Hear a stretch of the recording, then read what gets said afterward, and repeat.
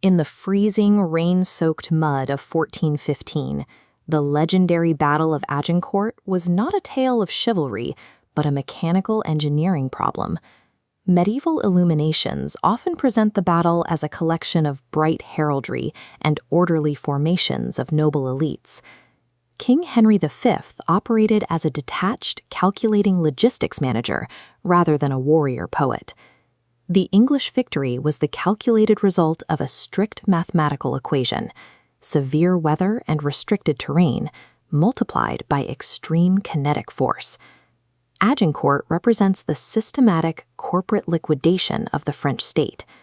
To understand the mechanics of this victory, we must look at the primary English weapon system. Data recovered from 16th century shipwrecks defines the baseline specifications of the English longbow, a solid yew weapon measuring 6 feet 6 inches long.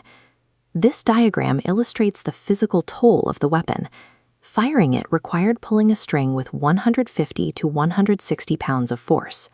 Generating that much energy repeatedly tears at human joints.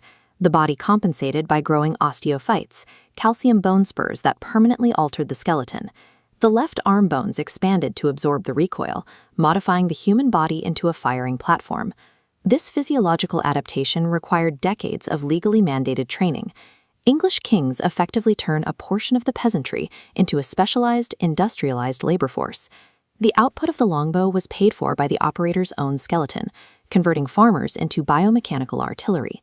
That biomechanical engine existed to deliver a specific payload, the heavy war arrow. These iron arrowheads are known as bodkin points. Driven by the yew bow, they struck their targets with approximately 113 joules of kinetic energy. High-quality plate steel could often deflect a direct strike, but 15th century armor had seams, joints, and thinner sections over the limbs. English archers focused their fire on the thinly armored horses carrying the French knights. When hundreds of horses are struck simultaneously, they panic and fall. This drops thousands of pounds of moving mass into the path of the charge. By wounding the horses, the English stripped the French of their mobility and triggered a catastrophic kinetic pileup. The tactical geography of Agincourt funneled the French army. Dense woodlands bordering the plowed field narrowed the usable space for the advance. The French committed 10,000 heavily armored men-at-arms to their vanguard, crowding them into this bottleneck. As they pushed forward, the narrowing tree line compressed their ranks. The advance operated like fluid dynamics. The mass of soldiers compressed until forward momentum halted entirely. Recent heavy rains had turned the freshly plowed clay into deep mud. The French knights, carrying 50 to 60 pounds of steel, exhausted themselves before they reached the English lines. Once the ranks locked together, the pressure from the rear ranks created a deadly crowd crush. Men were packed so tightly they could not lift their arms or expand their chests to breathe. Large portions of the French vanguard died by drowning in the churned earth or suffocating inside their own helmets. The English won by weaponizing topography to engineer mass asphyxiation. Late in the battle, a French contingent bypassed the main engagement and raided the lightly defended English baggage train. Henry V responded by ordering the immediate execution of thousands of surrendered French prisoners.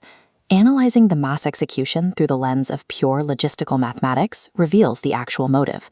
The English force was exhausted and heavily outnumbered by their own captives. If the prisoners realized their numerical advantage, they could pick up weapons from the field and attack from within. English archers moved through the lines using mallets and daggers. This was the industrial liquidation of human assets. The mass execution served as a calculated tactic to protect the English logistics chain and break the will of the remaining French reserves. The eradication of the French nobility at Agincourt cleared the path for English expansion into the heart of France. The Treaty of Troyes served as the legal mechanism for a hostile corporate takeover of a sovereign state.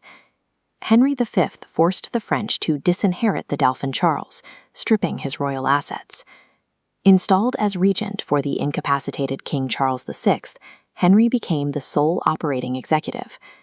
Marrying Catherine of Valois legally merged the bloodlines into a single dynastic monopoly.